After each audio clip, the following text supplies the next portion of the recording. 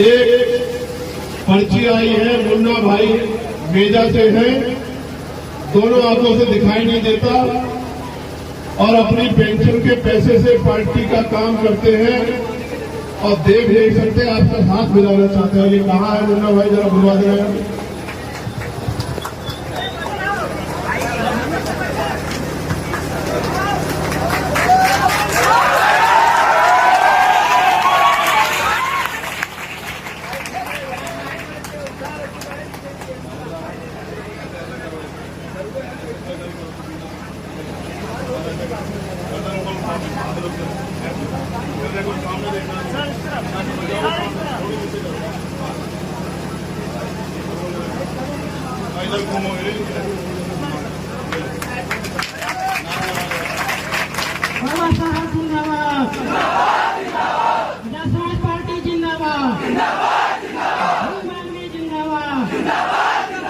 एक मिनट सुनो, ये तो वो है जिसे आंखों से दिखाई नहीं देता। आपको तो दिखाई दे रहा है ना। जब इसके दिल में ये बात पैदा हो चुकी है कि हमें आजाद समाज पार्टी अपने भाई को ताकतवर बना के अपनी समस्याओं का हल करना है, गरीबी की भेड़िया काटनी है। अगर आपको आंखें होते हुए दिखाई दे रही तो अपने अंदर महसूस करूंगी ये अच्छा है, आप अच्छा। देखो, मुझे नहीं पता कल क्या होगा, लेकिन मैं आपको वचन देके कहता हूं, अगर 10 साल जिया मैं तो आपका हाथ नहीं फैलेगा किसी के सामने इस बात को दिया। मगर मैं आपसे ये भी कहता हूं, अकेला चंद्रशेखर सब कुछ नहीं कर सकता। आप सब लोग चंद्रशेखर बनो। आप मुझे रोज सुनते हैं, कोई दिन होगा जिस दिन टीवी पे मैं अपनी बात नहीं रखता। आज मैं आपके सामने हूं, मौन में समय व्यर्थ ना करके मेरी बात पर गौर करो। तुम चुप हो जाओ,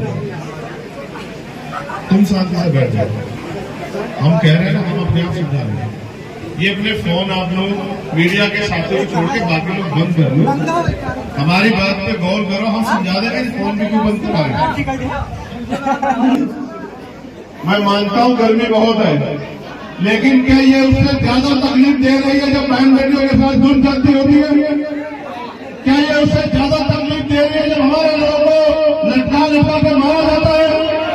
क्या ये उससे ज्यादा तकलीफ दे रही है जब कोई माँ उसके बच्चे के साथ जुल्म होता है, आंसू बहाती है और रो रो के उम्मीद करती है कि बीमारी में आजाद समाज पार्टी के लोगों का न्याय दिलाओ? क्या वो ज्यादा तकलीफ देता है या ज्यादा तकलीफ दे रही? बताओ।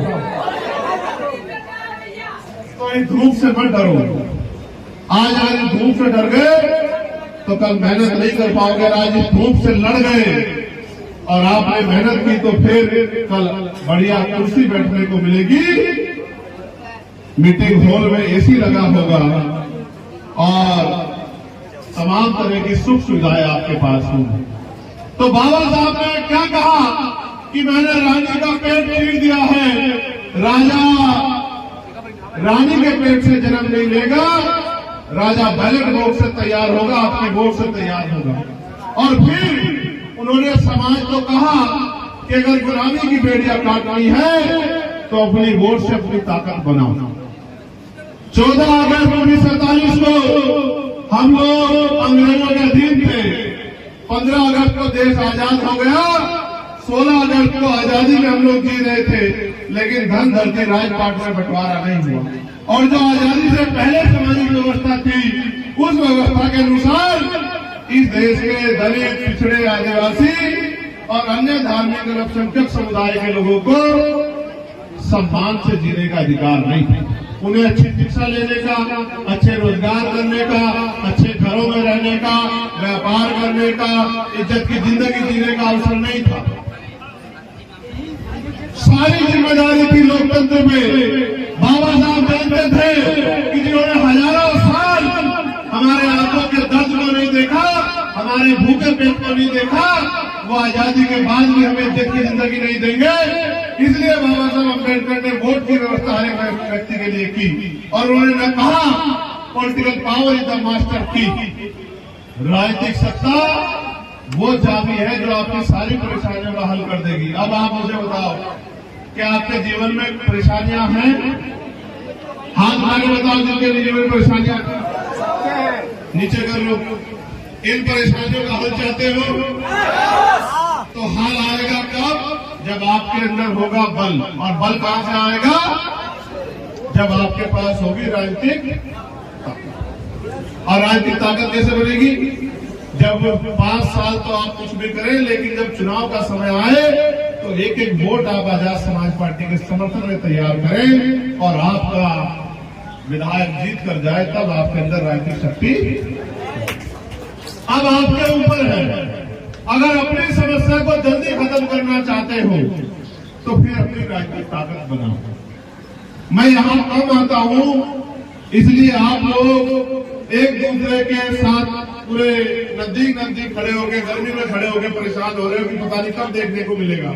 लेकिन मैं आपको विश्वास दिलाता हूं, जिन सीटों पे पार्टी का प्रत्याशी मजबूती से लड़ेगा, उन सारी सीटों पे मैं खुद रह के चुनाव की तैयारी कराऊंगा। इस बात का मैं आप लोगों से बात समझे। जो लोग समझदार हैं, जो लोग समझते हैं कुर्सी की अहमियत को, वो पहले से बैठे हुए हैं। और जो फौज बाहर से आई हमारे साथ, अब वो कभी इधर को पैर दबाती है, कभी इधर को पैर दबाती है, कभी गर्मी में खड़ी होती है, कभी इधर से घुसने की जगह ढूंढते हैं। फिर ये सोचते हैं कि सीट खाली हो जाए तो हम बैठ जाए। कहां सीट खाली हो जाएगी? अगर सीट मांगने से मिलती तो कोई भी कुर्सी में बैठ जाता।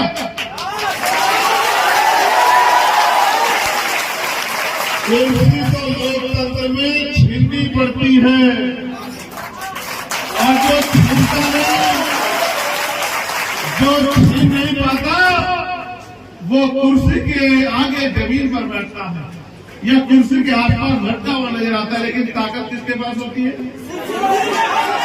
जो कुर्सी में बैठता है। कुर्सी में ताकत नहीं है, जो कुर्सी में बैठता है उसके पास ताकत आती है। बात को समझो।